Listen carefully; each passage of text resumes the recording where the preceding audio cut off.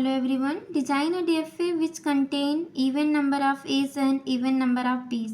Even number of A's and even number of B's का क्या मतलब है कि एप्सिलॉन तो एक्सेप्ट होगा, क्यों? क्योंकि उसमें ए और बी कुछ भी है ही नहीं, वो नल है, वो उसमें इवन नंबर ऑफ ए लें या इवन नंबर ऑफ बी लें, कोई दिक्कत नहीं है। Double A, double B, A B, B A and so on, ऐसे स्ट्रिंग एक्सेप्ट होंगे। इसके लिए हम डीएफए बनाते हैं, क्योंकि यहाँ पे एप्सिलॉन एक्सेप्ट हो रहा है तो इनिशियल स्टेट फाइनल स्टेट होगा। अब यहाँ पे जब ए आएगा तो ए के लिए हम Q1 पे जाएंगे, क्योंकि ए सिंगल है, ये एक्सेप्ट नहीं होगा क्योंकि ये इवन नहीं है। तो यहाँ से अगर हम यहाँ पे आ जाते हैं डबल ए, तो ए दोनों एक्सेप्ट होगा, डबल ए हो जाएगा जो कि इवन नंबर ऑफ एज है। क्योंकि यहाँ से ए का ट्रांजिशन हो चुका है बट बी का ट्रांजिशन नहीं हुआ है, तो यहाँ से बी का ट्रांजिशन करेंगे।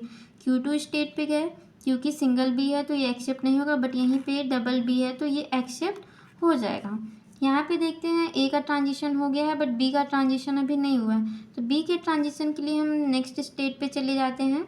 यहाँ पे जब भी बी आएगा तो वो, क्योंकि सिंगल है तो ये एक्सेप्ट तो वैसे भी नहीं होगा। ए बी ना तो ए इवन है ना तो बी इवन है, तो यहाँ पे अगर हम यहाँ से ए का ट्रांजिशन ए का ट्रांजिशन Q2 पे कर दे रहे हैं, ए का ट्रांजिशन Q2 पे कर देंगे तो ए बी, यहाँ पे ए बी एक्सेप्ट हो जाएगा क्योंकि ए और बी दोनों ही इवन हैं।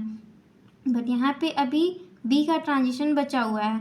यहाँ पे बी के ट्रांजिशन के लिए अगर हम डबल बी यहाँ से एक्सेप्ट हो जाएगा, कब? तब जब ए बी Q3 से बी का ट्रांजिशन हम यहाँ पे कर देते हैं, तो ए बी ए